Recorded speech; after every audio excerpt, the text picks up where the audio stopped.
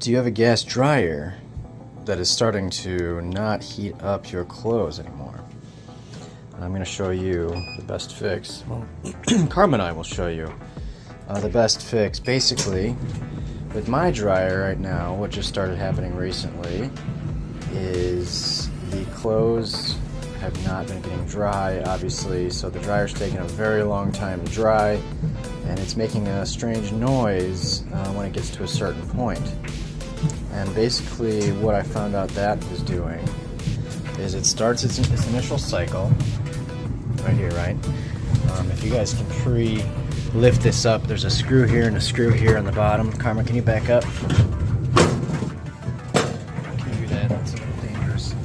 Alright, so right now my gas is going. With the research that I did, there's two solenoids that I bought. These solenoids. So I got this part number. You can get the originals, but this was on Amazon for what, $9? Blue Stars 279834 dryer gas valve ignition solenoid coil kit. Those are the two solenoids. Basically, what happens is you go to start a cycle. Right away, everything will heat up fine, but you'll find that once the dryer's warm a little bit, you'll hear this secondary weird noise, and that's those coils basically that are not opening up anymore after the cycle is going. So you'll find that out if you switch cycles. Like basically it wasn't working, I went to time dry, different cycle, and that worked when it's cool. So right now obviously the gas is blowing, that's going in there, so everything is working. Of course when I'm taking the video it's working, right? I could wait a little while, but basically these solenoids that are up right above here, they're hard to see. Where's my finger? Alright, so they are right behind there. That plug is going into one of them, and the second one is right behind there. So I'm going to see if it's possible to remove these without taking the entire dryer apart like I've done before, and just get through this bottom panel. So I'm going to wait and let this go for a little bit and show you what it does and the noise that it makes. Obviously be careful, don't be touching stuff in here when this is on. I will be shutting the breaker off when I start to touch these solenoids and all that, so obviously be safe. But I'm gonna pause this for a minute here, stop it, and start it back up when the gas stops going and show you what it's doing. So I'll see you in a few minutes. So of course I was waiting. It was about 5 minutes. It was one click when the dryer's going through, so it must have warmed up, you know, to its temperature, and the flame shut off real quick. Okay, so that's normal. We'll see what happens when it goes to try to hit the flame again.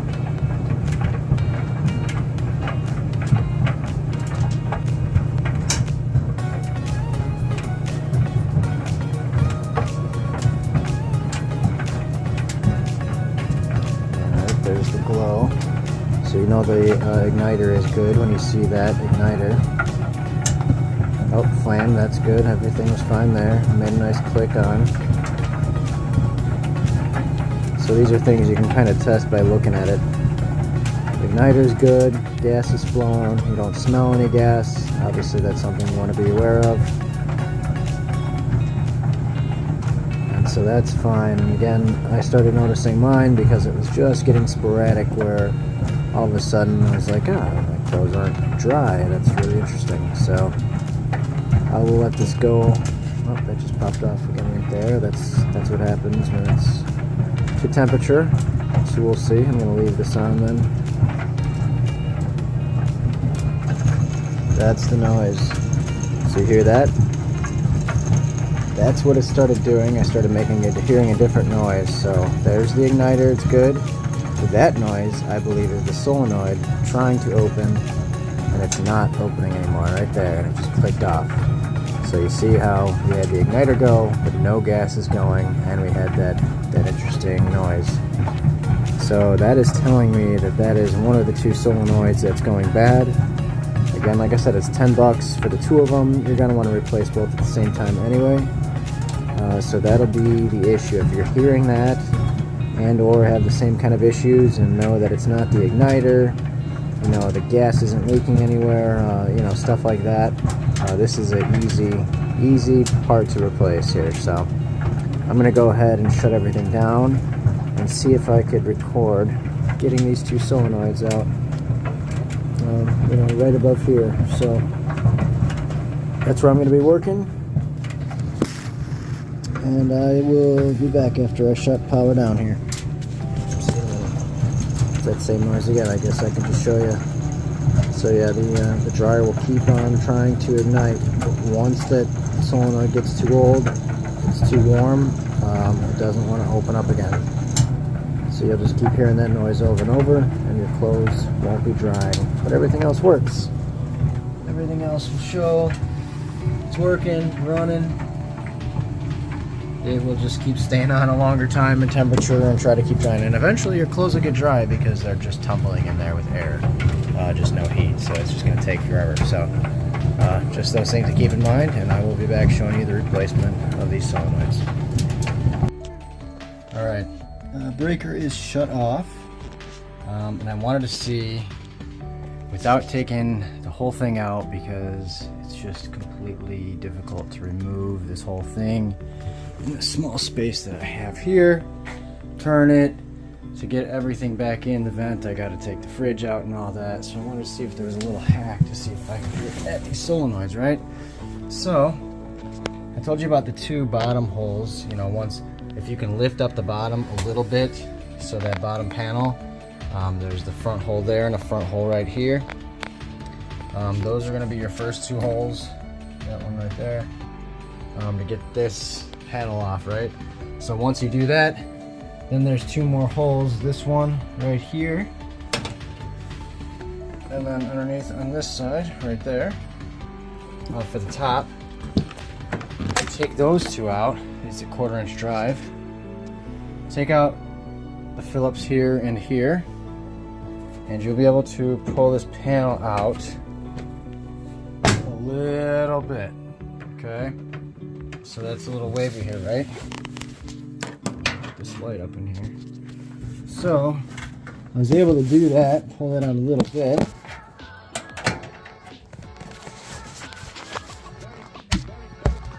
And that allowed me, if I can get this in here, to see what kind of screws I was looking at. So see that Phillips right there where the light's on right now? So there's two Phillips right on top. If you can get, I got this, of course I need some lights back on. Should have brought my big light in here. Oh, that helps. I got this little screwdriver. So basically I was prying this off a little bit, prying off like just a little bit there with those screws. You can get at that Phillips right there. So let's see, and those two clips came undone. So I just loosened that a little bit from right here. Alright, so I was able to get those little screws out, little Phillips right there. Just by doing that, what we talked about. So right there, the solenoids. And at that point, once that's off of there, those just pop right out. They literally are sitting on top. And come right out, right there. That was easy. So I'm looking at the way they were. And we'll sit right back on there. Make sure you got the three side closer to you, the 2 side away from you. And there's little notches where they sit in the top plate. These little 2 round notches. Alright, so it's these little holes, as I'm not showing you again. It's these little hoses. This is the way it lined up. The Phillips screws are in here. These are how they will go on the posts. So basically, I know the orientation of that. This is the 3-prong one that was right by me. I'm gonna put that up there, right there, just like that. That just slides right on. And And then the 2-prong, same thing, right in back. Got that post right there. And they literally just sit right on that platform. So I probably could have plugged in my wire harnesses first. Let's see how easy or difficult that is. You know what? I'm gonna put them on first. That goes right there. So much easier. Put it on first. Put it on first. Let's see. Perfect. Yeah, if you put it on the wiring harness first. I'm gonna take this back off. Trying to do all this recording. I should have got a stand, sorry guys. But yeah, put it on the wire harness first. There's a little clip on there, shows you the orientation. It snaps on.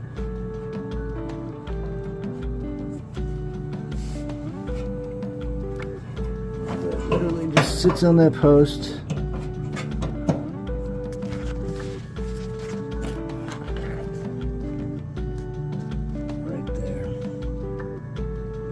And so really, once you just put the clips right on, they sit right on the post. Make sure you can see from the top. I don't get lined. You got those two now right there. We're gonna put the plate on. Okay, this was a bad idea to record at the same time.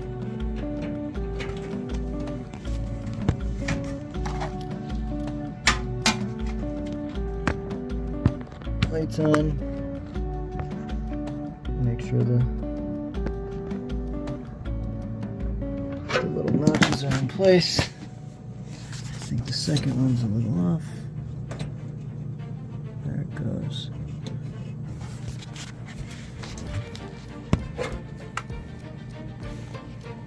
Yep, now it's completely in place. Let's see if you can see it. New ones are totally in place. They're on their post. Now I'm just going to get those two Phillips screws back in reverse. Just reaching my hand basically up through here. So, just do it right here.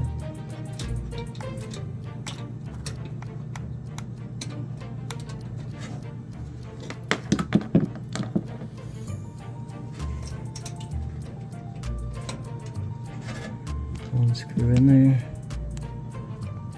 Up top there, you can see that one. Same thing on the other side, but I'm going to put the camera down, screw those in, and then I'll do a video starting it back up for you. See you in a minute. Alright guys, I just changed out the solenoids from underneath without taking everything off. I gotta put those screws back. Let me do that before I turn it on actually. Because I want to test it, but first let's make sure we're not doing anything silly. At least too silly, right?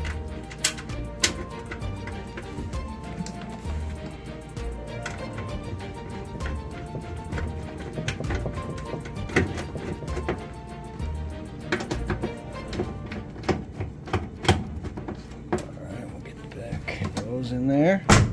Power's on. And I press the button and turned you off. Let me get these two screws back in here. This was in reversal, screw number 3 and 4.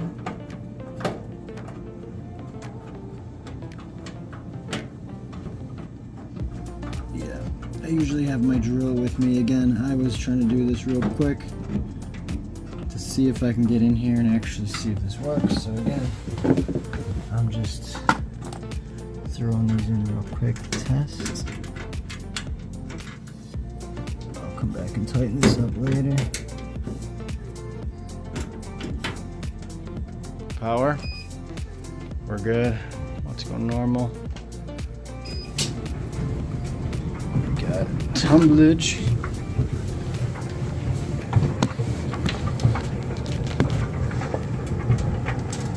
We got glowing of the igniter.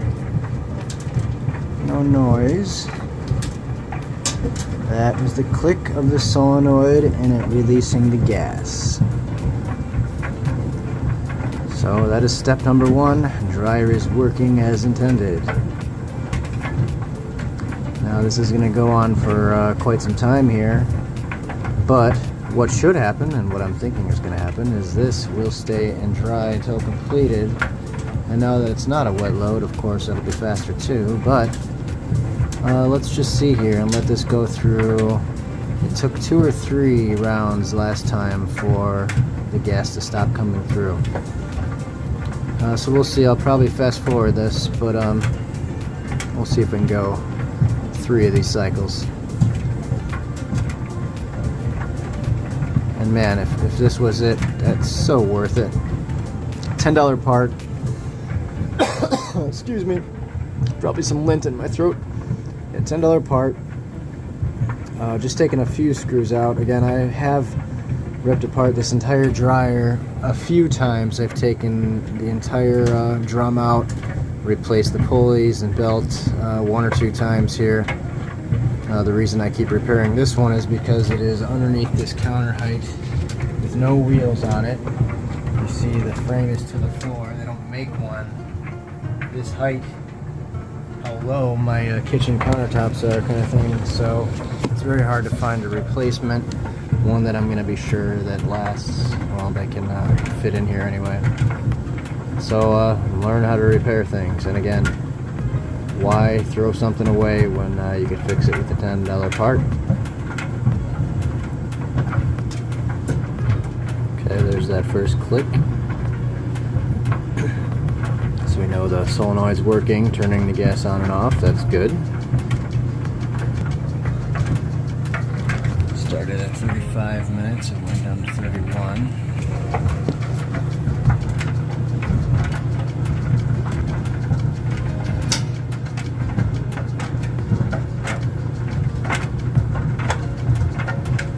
Here comes the igniter.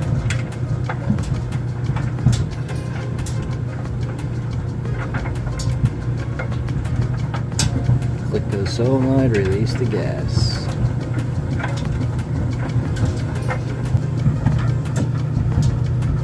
Alright. Reach temperature, solenoid, shut it off.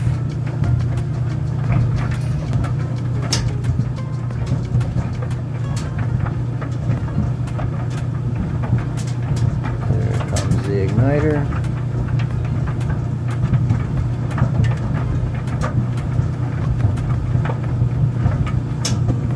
Solenoid hits and the gas flows.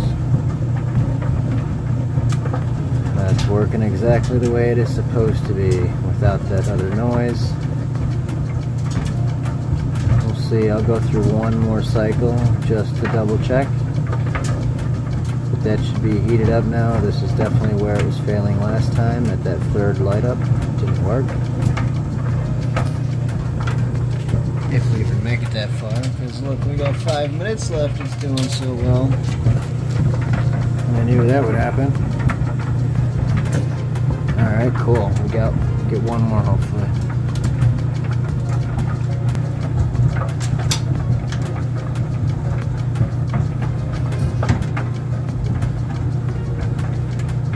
The igniter.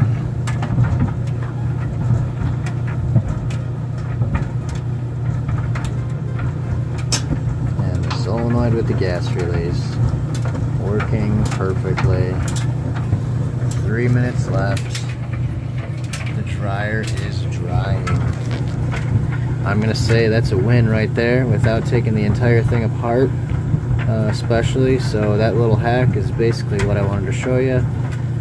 Anybody who's worked on them knows how to take it apart. It's really just a shell with a drum in the middle and a belt going around with a motor and a heating element to it. It is pretty basic, but it's fun to work on things. These are good things to start with because there's very few kind of parts in the scheme of things compared to like when you start getting into cars or bigger things, just a lot more. So yeah, get your hands dirty, fix your stuff yourself. And thanks for tuning in. See you guys in the next one.